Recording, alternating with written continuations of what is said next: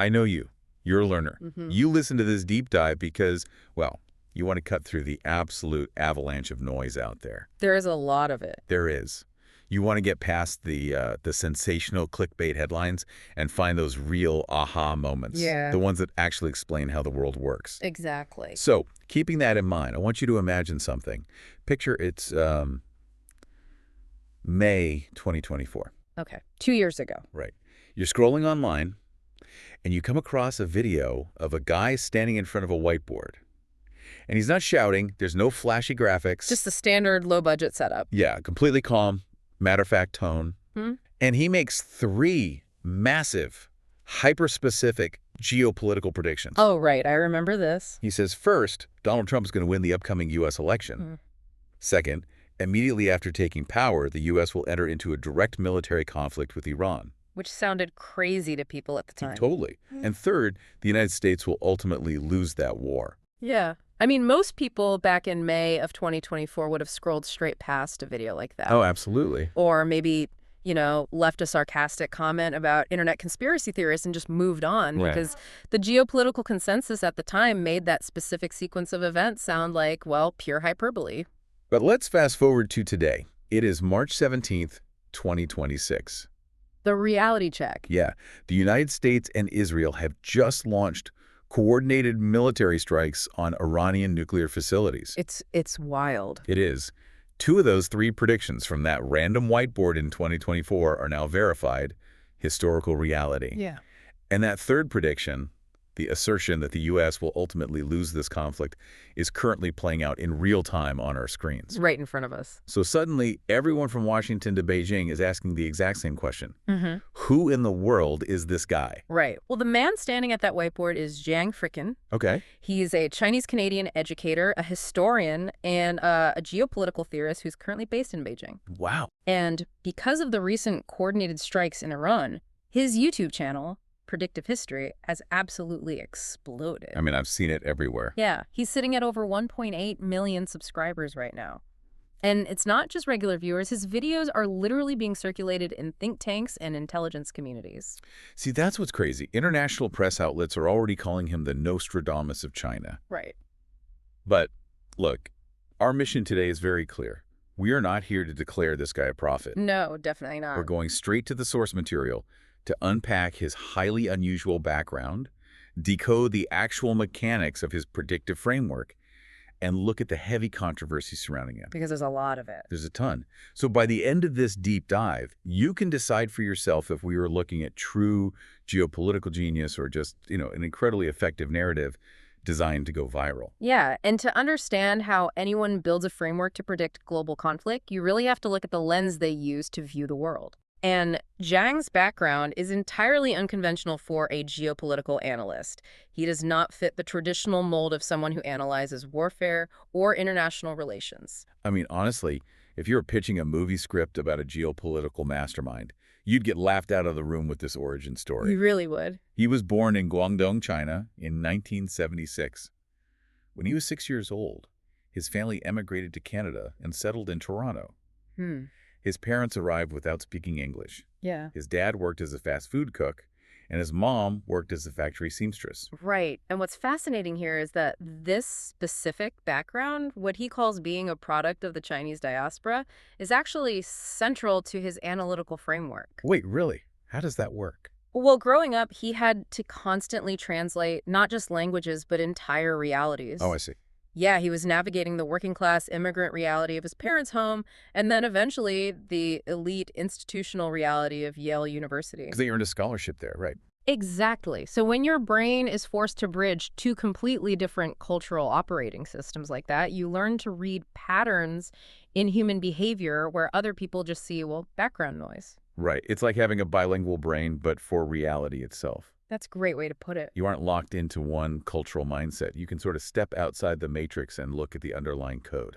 And he argues that this outsider perspective is his greatest asset. Like, it prevents him from falling into the institutional groupthink that plagues traditional power centers. The DC bubble. Exactly. If you spend your entire career inside a Washington think tank or, say, the military academy at West Point, you're trained to view the world through a very specific American strategic lens. Makes sense. And Jiang believes that lens creates massive blind spots. Okay, let's unpack this. The pattern recognition aspect makes logical sense. Hmm. But I have to push back on his credentials here. Fair enough. He graduated from Yale in 1999 with a degree in English literature. He did. Does being an outsider with an English degree actually qualify someone to predict complex global warfare? I mean, reading Shakespeare and analyzing poetry is a great skill, but it's not a satellite intelligence briefing. Right. No, it's not. But we have to look at his career trajectory after Yale to bridge that gap. Okay. Because he didn't jump straight from an English degree into geopolitical forecasting. He actually spent years trying to decode the human mind through the education system. Interesting. Yeah, he went back to China to work in education reform. Between 2008 and 2012, he ran study abroad programs at some of the most prestigious public schools in China, places like Shenzhen Middle School and Peking University High School. Okay, so he's deep in the trenches there. Very deep. He documented all this in his 2014 book, Creative China. And watching the Chinese education system from the inside must have given him like a front row seat to behavioral engineering on a massive scale. Oh, complete. Because the entire system over there revolves around the Gaokao. Right. The incredibly rigorous, high-stakes university entrance exam that basically dictates a student's entire future. Yes. And here is where it gets interesting. In December 2013, the results of the PISA test were released. That's the big international assessment of student abilities, right? Exactly. And the results shocked the global establishment. Schools in Shanghai completely dominated. Like number one. Number one across the board. They beat every other country on Earth in math, science, and reading. Western media panicked. Everyone assumed China had just permanently won the global education race. Right, I remember those headlines. But Jiang looked at those world-beating scores and pointed out a fatal flaw.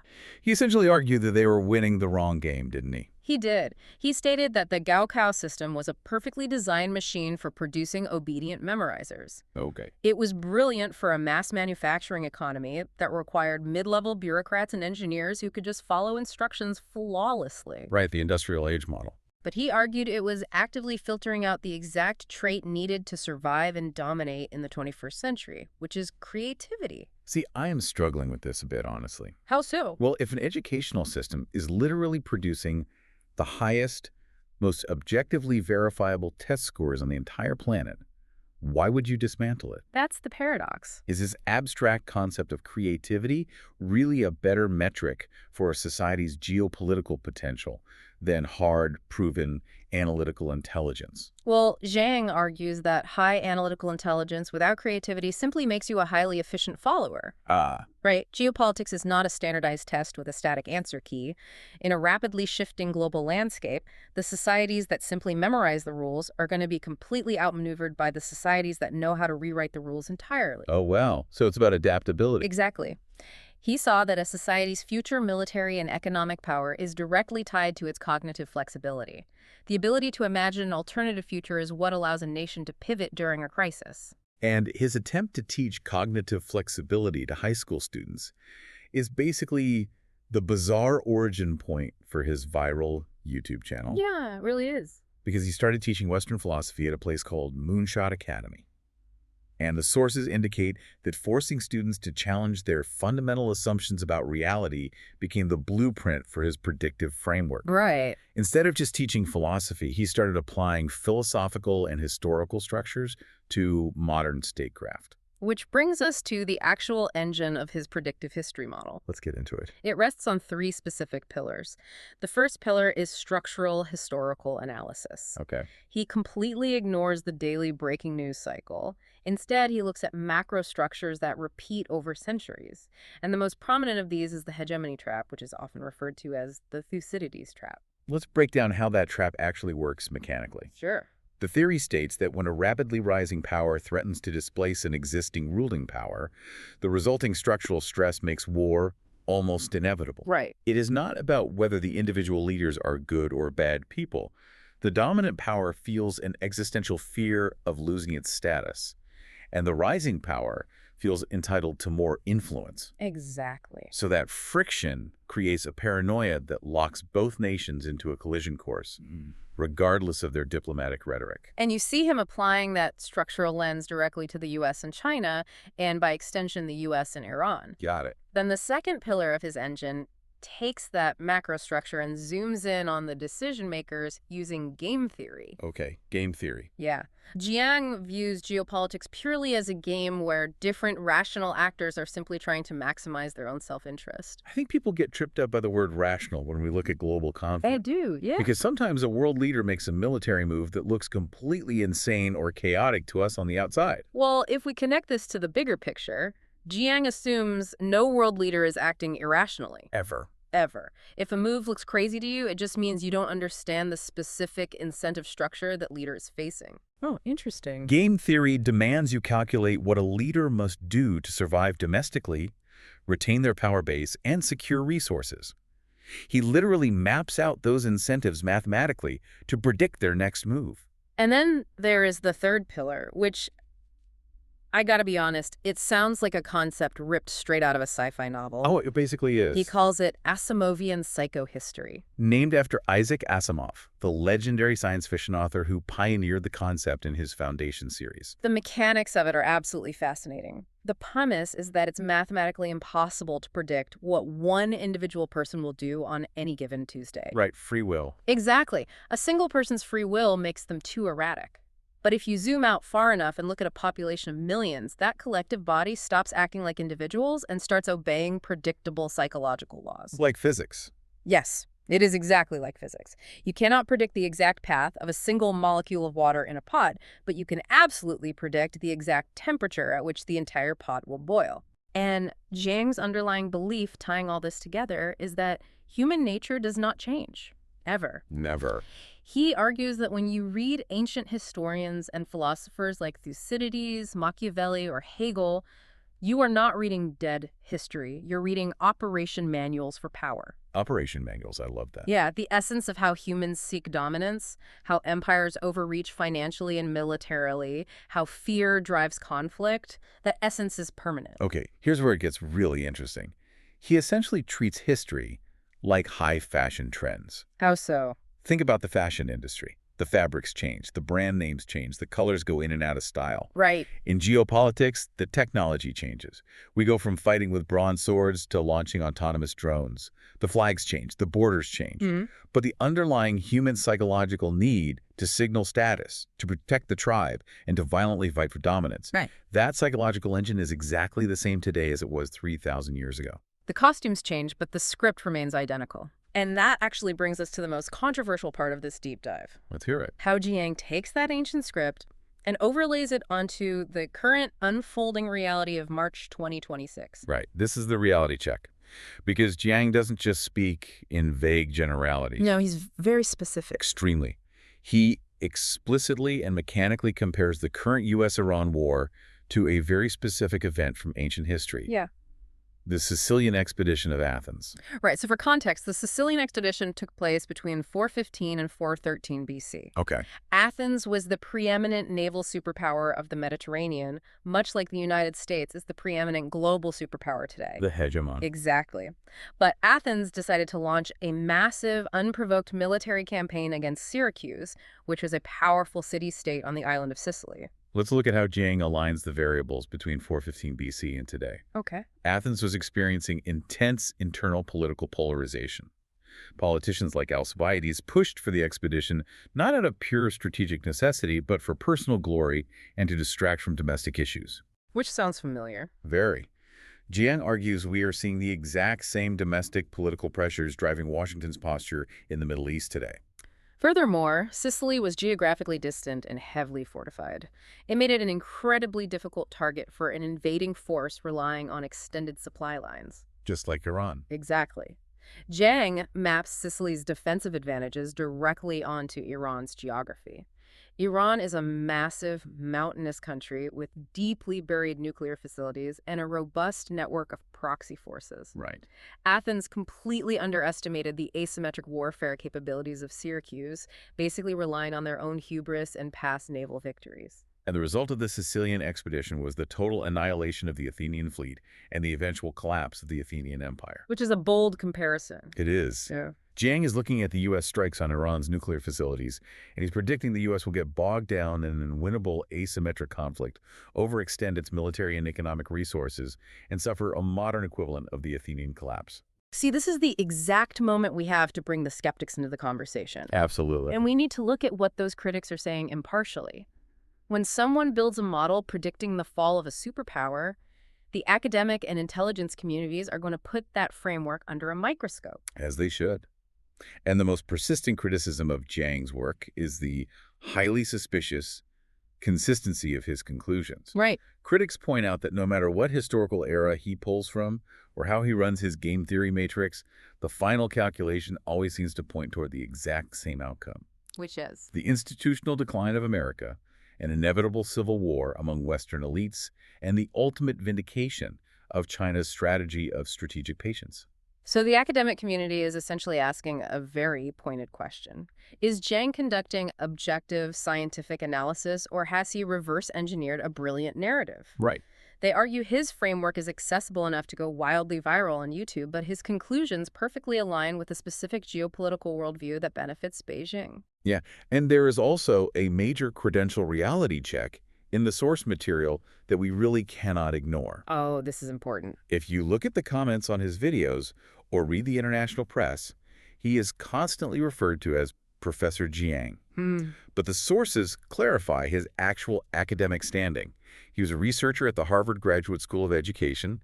He was not a tenured professor. Right. Big difference. Huge difference.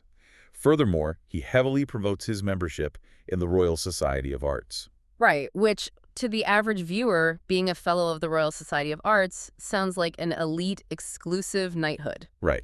It sounds like you're sitting at a round table with Isaac Newton. Yeah.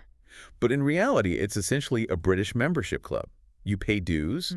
Gaining entry to it is not considered an elite academic honor by the traditional establishment. Sure, it's not. So I find myself piecing this together and asking, are we watching a scientist objectively reading historical data to find the truth?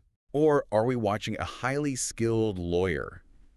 Someone who starts with a predetermined conclusion and then builds an airtight, compelling narrative case using ancient history that lays perfectly to a YouTube algorithm. It's a valid question, and it raises an important point about the actual limits of his methodology, because the primary academic counterargument to predictive history is that modern geopolitics simply has far too many complex, instantaneous variables to be perfectly mapped onto an ancient Greek expedition. I mean, the variables are completely different. In 415 BC, Athenian generals did not have to worry about globalized supply chains collapsing. Yeah. They didn't have to factor in algorithmic high-frequency trading, crashing their economy in milliseconds. Or cyber warfare capable of shutting down a city's power grid from across the globe. Or, the existential threat of mutually assured nuclear destruction. Exactly. Academic critics argue that relying this heavily on historical analogies is intellectually dangerous. It assumes the variables of statecraft remain static. When they clearly don't. Right. The modern world is exponentially more interconnected. I mean, a single viral video can alter public opinion and force a leader's hand overnight. Yeah. That shifts the game theory incentives in a way Thucydides could never have modeled. So what does this all mean for you? The big question. You're listening to this, you're watching the news alerts out of the Middle East on your phone, and you are seeing this guy's follower count tick up toward 2 million. What is the actual takeaway from the whiteboard? Well, I think the first thing we have to synthesize is that a viral follower count does not equal peer-reviewed science. We do not vote on what is historically accurate by hitting a subscribe button. Completely agree. But at the same time, dismissing his framework entirely just because it's popular or because it makes Western institutions uncomfortable would be a mistake. Fair point. The real value in Jiang's work is not about treating his YouTube channel as a crystal ball. The value is how his framework forces the viewer to evaluate world events differently. He's challenging his audience to stop reacting emotionally to the daily news cycle and start looking for the deeper structural currents that actually drive human behavior. Which honestly brings us full circle right back to his original passion. Education reform? It really does. Because when Jiang was asked what his most important message was, not about the U.S. and Iran, but about raising the next generation, he articulated something profound. What was it? He stated that true education isn't asking a student, did you get a good grade today? Because asking about the grade is just the Gaukel mindset all over again. Exactly. It's just asking, did you memorize the rules I gave you? Right. He argued the real question we should be asking students and ourselves is, did you question something you thought you knew today? Did you defend an original idea with your own arguments? I love that. He believes that creativity and critical thinking are not innate genetic talents. They're daily habits. And those habits have to be actively formed long before a student ever sets foot in a classroom or a voting booth. Shifting the focus from passively receiving information to actively interrogating the world around you is really the ultimate defense against both groupthink and viral propaganda. It is. Knowledge is only powerful when you understand the mechanics behind it, not just the headlines. And whether his prediction about the ultimate outcome of this current conflict proves true or not, his demand that we critically evaluate the historical forces pushing us towards war is universally applicable. Absolutely. Well, I want to leave you with a final thought to mull over today, something that takes everything we just discussed and pushes it one step further. Okay. We spent a lot of time on that concept of Asimovian psychohistory. The idea that collective human behavior is so deeply wired, so endlessly cyclical, that a guy with a whiteboard can map out a modern 21st century war using thousands of years old Greek history. Right. If human nature is truly that static, what happens when we introduce an entirely non-human intelligence into the geopolitical game? Oh, wow. Like the introduction of artificial intelligence into military strategy and resource allocation? Think about it.